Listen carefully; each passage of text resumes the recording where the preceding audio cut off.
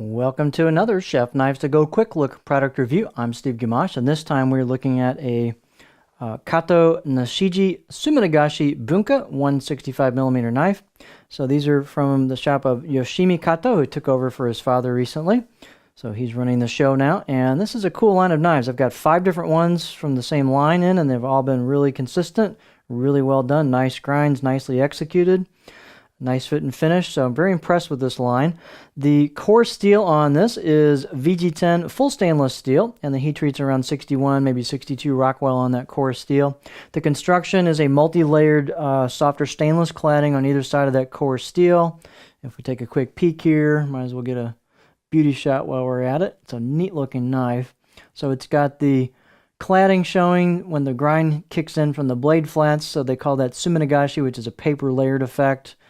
And so you could also call it Damascus, so it's another way to put that.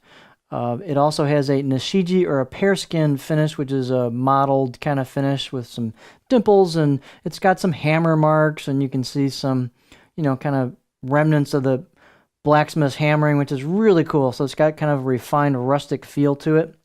So really neat looking blades. So it's all stainless. So let's finish up with the statistics here.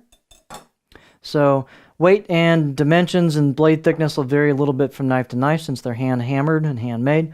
The weight is 142 or 5 ounces right on the money on this particular knife, and it's about 162 millimeters at the edge, or about 6.4 inches. The overall length's about 308 millimeters, or a little over 12 inches.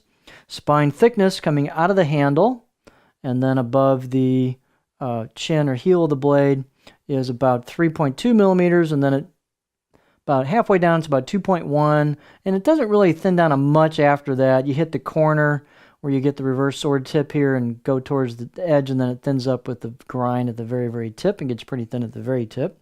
Blade height is 47.4, so plenty of height, lots of board clearance.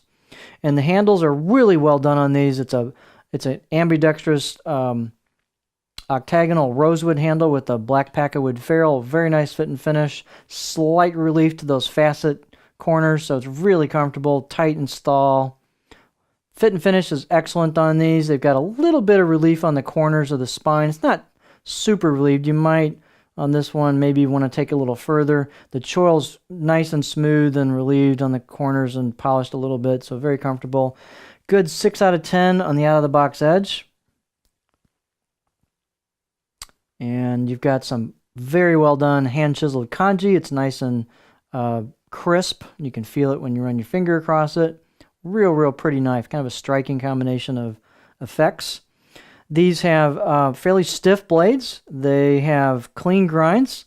Confident feel on the board. This particular one, you can kind of see the nose is a little stubbier than some Bunka knives. A lot of them have a little bit more of an angle to them. So this one's kind of a little more of a snubby, if you will. So here's what it looks like on the cutting board. I almost forgot to do the balance point, which I'll do.